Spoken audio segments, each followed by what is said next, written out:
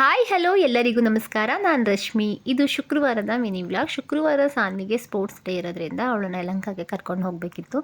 Actually ಯಲಹಂಕದಲ್ಲಿ ಅವಳದು sports ಇದ್ದಿದ್ದು, ಅಲ್ಲಿಗೆ ಹೋಗ್ತಾ ಇದ್ವಿ. ಮುದ್ದು ಅಂತೂ ತುಂಬಾ ಅಳ್ತಾ ಇದ್ಲು, ಅಕ್ಕ ಬೇಕು ಅಂತ ಹೇಳಿ. ಅಕ್ಕನ ಜೊತೆ ನಾನು ಹೋಗ್ತೀನಿ ಅಂತ ಹೇಳಿ.